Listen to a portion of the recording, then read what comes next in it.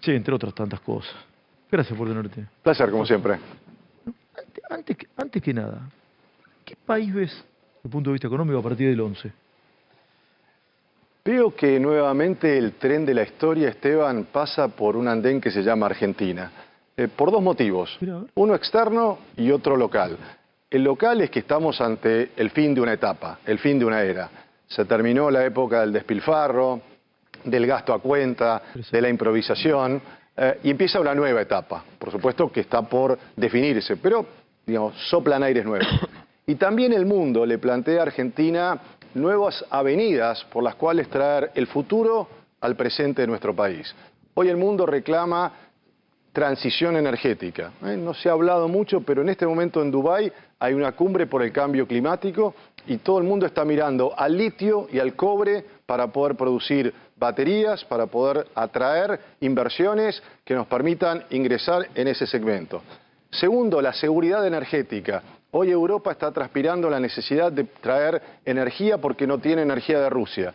Tercero, seguridad alimentaria. Y cuarto, los nuevos regionalismos. El mundo se está dividiendo en nuevas regiones y nosotros no nos damos cuenta quizás, Esteban, pero somos una región de paz en el mundo. Por lo tanto, si aprovechamos las tendencias internacionales, estas cuatro que te acabo de mencionar, y estos aires de cambio y este fin de una etapa, creo que Argentina puede aprovechar un programa de estabilización y crecimiento que nos saque de la frustración. Ahora, a Milei le dejan una bomba, ¿qué le dejan?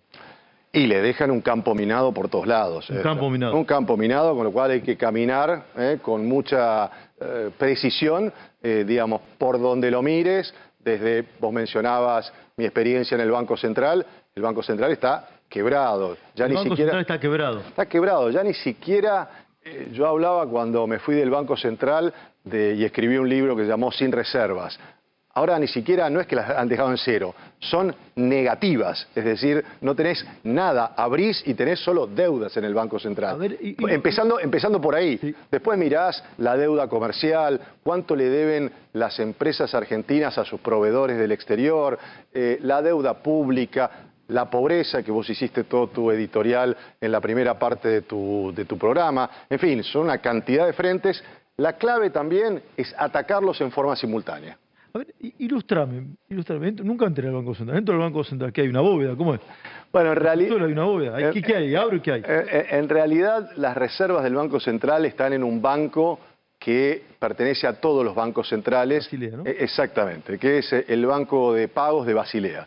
Argentina es accionista de ese banco de pagos, con lo cual la mayoría de las reservas están allí. Es cierto que en el primer subsuelo está se llama el Tesoro del Banco Central, y vos podés entrar allí y en general hay dinero transaccional.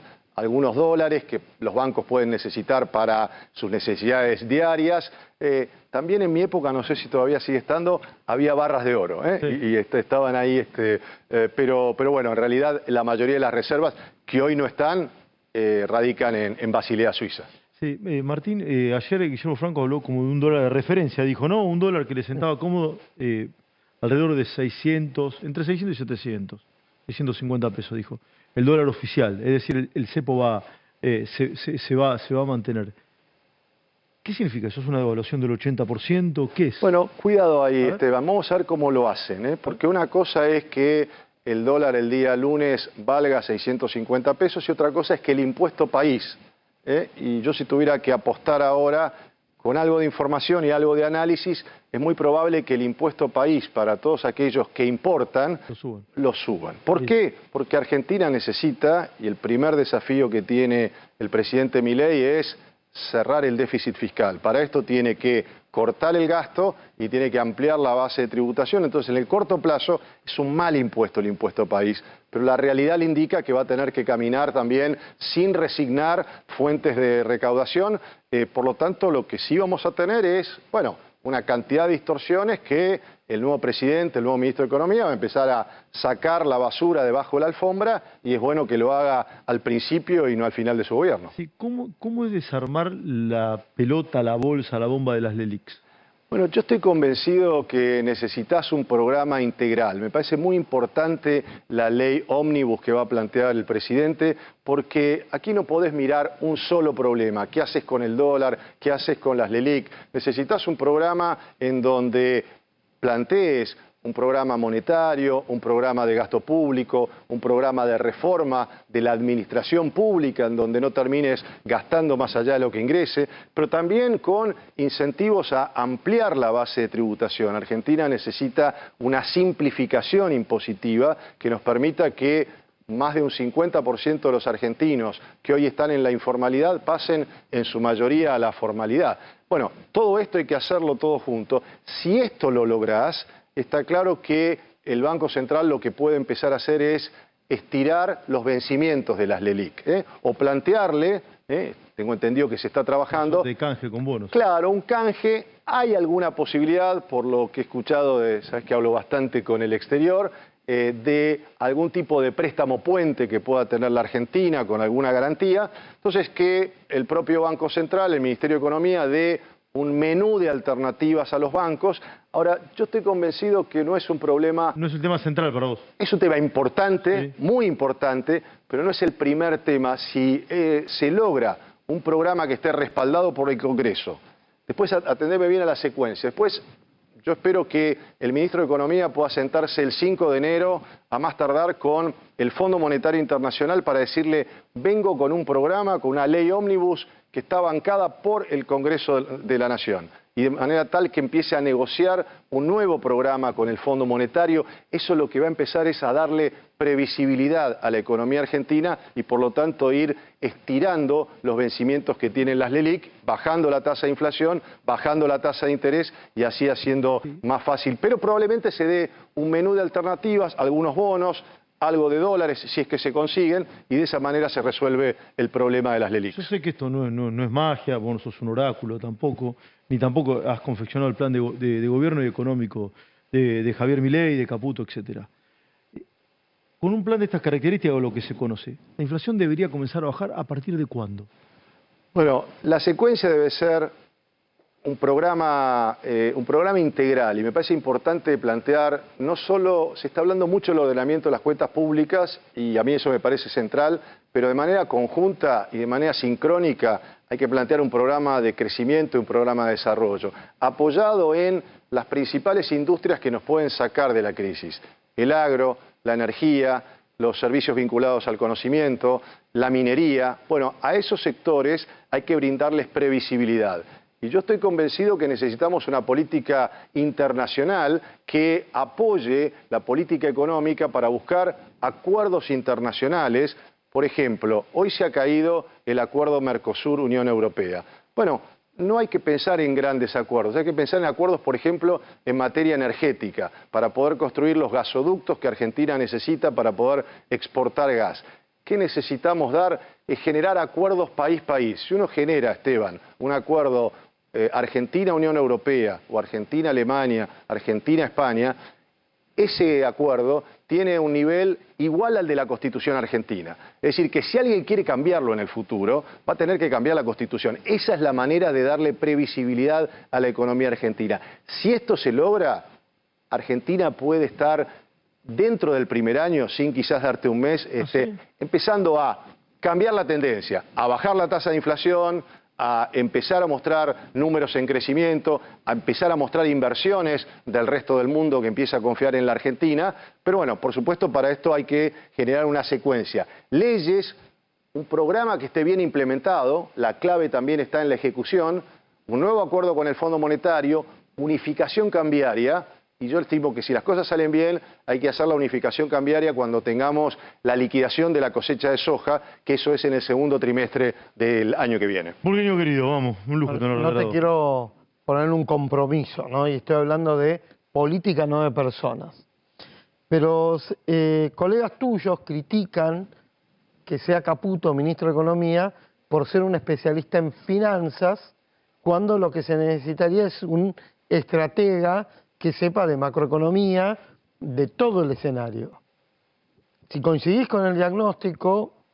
Mirá, Luis Estar, primero, es un profesional de primer nivel, con mucha experiencia. Es importante también que haya pasado por el sector público, sabe tocar los botones adecuados, no es un improvisado que llega por primera vez, que puede haber mucha gente con muy buenas intenciones, pero aquí hay que empezar desde el día 1 tocando los botones correctos. Y además se está rodeando de muchos colaboradores. Por ejemplo, me parece muy buena la incorporación de Joaquín Cotani, que es, no sé si estará en finanzas, pero es una persona que trabajó en temas económicos. Claramente debiera estar en programación. Es un excelente macroeconomista. Por lo tanto, siempre hay que buscar no uno solo, sino un equipo. Realmente lo que se necesita es un equipo económico donde cada uno esté en su rol, claramente con un liderazgo, y ese liderazgo Luis lo tiene. Y bueno, por supuesto, después, Carlos, como dijiste antes, aquí hablan los resultados. Claro. Y si algo que sabemos del presidente es que es bilardista. Sí, y por lo tanto, por los resultados los verán. Si vos me decís a priori, ¿tienen la capacidad, la experiencia? Te digo sí. Obviamente después te deben mostrar capacidad de implementación para poner a la Argentina en un ordenamiento fiscal, monetario, cambiario y en la senda del crecimiento. ¿Carlitos? Bausili seguramente va a ser el presidente del Banco Central. Lo rebauticé, pido disculpas. Dije mal el nombre. Santiago Bausili. Santiago, sí, que dije Federico, ¿no? Sebastián. Bien. Ahora, yo creo que está bien que trabajen en coordinación en esta etapa. Ahora, vamos del mensaje de demoler el Banco Central a el que es socio de Caputo.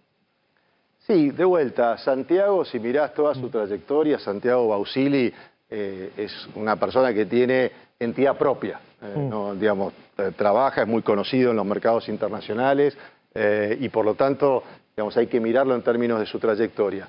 Habiendo pasado por el Banco Central no tiene que ser una isla, pero hoy lo más importante es que esa ley ómnibus tenga un artículo central, que es eliminar de la Carta Orgánica del Banco Central el artículo 20.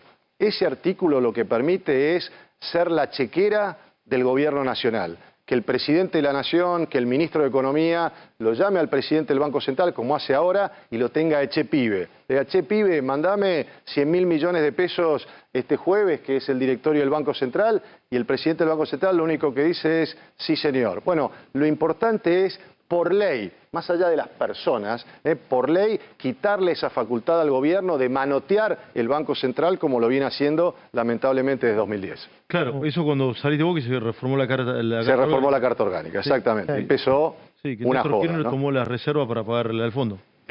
Bueno, no, en ese momento se hizo con una ley y eso fue la gran diferencia en el 2005. En el 2010... Cristina se quiso llevar por delante, nosotros le pusimos un límite, le dijimos, mire, presidente, las reservas no son ni suyas ni del transitorio presidente del Banco Central, a la sazón, amigo de ustedes, sino que son de todos los argentinos. Si usted quiere cambiar el destino de las reservas, cambie la ley, no las manotee. Bueno, finalmente la justicia me dio la razón y luego, finalmente, cuando me fui, cambiaron la ley. ¿Cristina entiende de economía? La experiencia la ha hecho aprender, pero mira la economía desde un costado muy ideológico, desde un costado muy de pensar que la economía hay que regularla, que todo el sector privado, yo estoy convencido que hay que nivelar el campo de juego para que la economía funcione, para que las pequeñas y medianas empresas tengan las mismas posibilidades de crédito que tienen las grandes, es decir, necesitamos incentivos, pero esta idea de ir detrás del sector privado, pensar que el sector privado siempre está en contra de lo que hace el Estado Nacional, claramente no ha mostrado resultados. Los años de Cristina manejando la economía, hemos tenido esta inflación. Eso, ahí iba. Sí, lo contaba Burgueño el otro día. Ella dijo que la estanflación era una catástrofe. Así es. ¿Ella ya tuvo esta inflación? Tuvo esta inflación quizás disimulada del año 2010 al 2015, porque se fue gastando todas las reservas que yo le dejé en el Banco Central. Entonces, es lo mismo que si vos perdés mañana el trabajo y tu familia sigue gastando, y bueno, tus hijos, tu mujer, no se van a dar cuenta, se siguen yendo de vacaciones. Ahora, cuando se te acabaron los ahorros, ahí viene la hora de la verdad, y eso le tocó enfrentar a Mauricio Macri. Burgueño. Hay un dato en el acuerdo con el Fondo Monetario, creo que está suspendido ya, ¿no? Sí, caído, ¿no? No sé, o caído directamente. Y de hecho caído. De hecho caído, porque no se cumplió ninguna de las metas. Sí. Bueno, en 5 años, un dato, ¿no? En 5 años el acuerdo con el Fondo Monetario se cayó 4 veces. Debe ser un récord. Algo malo debe haber ahí, ¿no? Sí, alguien hizo mal las cosas de los dos lados. O los Bueno, dos. el acuerdo para el año que viene, si se cumpliera, le permite a la Argentina un déficit de 0,9. Así es. Milei dice que va a lograr un superávit. ¿No convendría seguir el acuerdo con el fondo y que el ajuste sea menos bravo? Yo diría que hay que cambiar el acuerdo con el fondo, porque como vos lo dijiste hace un instante, digamos, si ya hay 5 veces que se falló, quiere decir que hay algo que está equivocado. 4 en 5 años. O 4 veces, es decir, venimos siempre corriendo detrás de los acontecimientos. Yo siempre le digo a los técnicos del fondo, que los conozco hace 20 años, siempre tenemos respeto profesional, pero les digo, ustedes tienen una medida igual para todos los países. Se trate de Malasia, se trate de Sudáfrica, a cada país que tiene un problema y pasa por la ventanilla del fondo le dan la misma receta, devalúe y ajuste fiscal. Y cada país tiene su propia idiosincrasia. Cuando les planteo esto, dicen, no, me dicen, ahora, después de la pandemia hemos cambiado, ahora tenemos 3 medidas, pequeño, mediano y grande, y hay que ver qué país se ajusta a cada una de esas medidas. Bueno, el programa tiene que ser hecho en la Argentina, por argentinos, un programa de estabilización y crecimiento. Entonces hay que cambiar la lógica de la relación con el fondo, cambiar el programa y por supuesto darle la impronta que quiere el presidente. Pero reitero, que sea de estabilización, Argentina no tiene crédito, pero que también que plantee un sendero de crecimiento y desarrollo hacia adelante. De 1 a 10, el gobierno de Alberto Fernández en materia económica. Por los resultados está aplazado, está aplazado. Si tomás 2019, esto hay que ser objetivo, no sin ponerle ninguna dosis de subjetividad. Tomás los números de la Argentina en 2019 y los tomás en 2023. La inflación, el crecimiento económico, la pobreza, las reservas del Banco Central, el comercio exterior, la distribución del ingreso. Alguno te va a decir, creció el empleo. Sí, pero creció el empleo de monotributistas. Lo que tenés más son laburantes independientes. No se ha creado empleo privado. No se le ha prestado atención a los sectores productivos, a las pymes, a darles crédito a más largo plazo para que puedan crecer. Todos los indicadores son peores. Sí, Martín, si nos permitís, hacemos 2 preguntas más y te liberamos. Escribano, querido, vamos. Sí, que haya crecido el monotributista significa que hay una flexibilización laboral encubierta, porque en muchos casos el que no factura no labura. Pero te quería preguntar, este dólar razonable que planteaba Francos, ¿quién gana en este tiempo que vale 1.000 pesos un dólar y cuando el dólar razonable debería ser de 650? ¿Quién está haciendo un negocio ahí? Bueno, a ver... ¿O no crees que 650 es un dólar razonable? No, es que nunca podés tomar, y seguime con esto que creo que es un concepto muy importante, no se puede tomar una variable económica aislada. Si vos no me decís qué es lo que vas a hacer con los impuestos, qué es lo que vas a hacer con el gasto público, qué vas a hacer en materia de política exterior, de salir a buscar dólares por exportaciones. La pregunta es, ¿vas a tener una política exterior agresiva, de inversiones, de buscar acuerdos para traer dólares en el corto plazo? Entonces te diría, entonces después digamos cuál es el dólar de equilibrio. Pero está claro que al principio vas a tener 2 dólares, un dólar comercial, que aparentemente va a estar en esos niveles, y otro dólar financiero que va a estar en los niveles que tenemos hoy en el contado con liquidación. Lo que necesitamos es ir a un dólar único. Claro. Durante mi gestión en el Banco Central, 5 años y medio, tuvimos crisis de Lehman Brothers, crisis de hipotecas, crisis acá en la Argentina, con el campo, siempre tuvimos un solo valor del dólar. Esa es la clave también para ordenar la economía. Dale, Carlito, así lo leo. Esto es importante porque circuló este dólar de Franco, está hablando del dólar comercial. Sí, no claro. del que va a ir a comprar a la gente. No, claro. Y vinculado al dólar oficial. Del dólar, está bien la aclaración, del dólar de exportación y de importación. Claro, subir el dólar de importación. Achicar la brecha, digamos. Claro. Porque de hecho ya el dólar de exportación, digámoslo, en esta mezcla, enjunje que hay, hoy vos exportás y el 50% lo liquidás a 3.70 y el otro 50% lo liquidás al tipo de cambio financiero, con lo cual el exportador hoy en promedio saca un dólar de 6.50. Vinculado al dólar, esto cortito quería, porque estaba vinculada está linkeada. ¿Están atrasadas las tarifas? ¿Está atrasado el precio de la nafta? ¿Vale un tercio de lo que vale en otra parte de América Latina? ¿Están atrasadas las tarifas y el precio, sobre todo, de los combustibles? Y sí.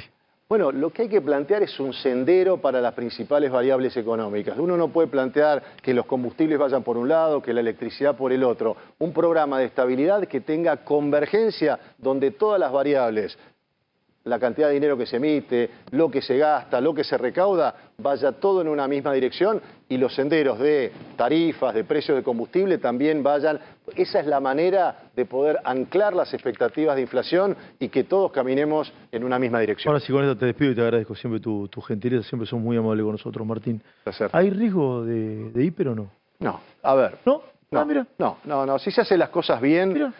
Argentina, sin duda, en sacar la basura debajo de la alfombra, va a tener un pico inflacionario. La tasa de inflación va a aumentar, pero si se plantea un esquema en donde el gobierno tiene respaldo en el Congreso, donde se generan nuevas avenidas, un programa sólido de estabilización y crecimiento, un nuevo acuerdo con el Fondo Monetario Internacional, Argentina va a estabilizar una tasa de inflación alta y de ahí puede empezar a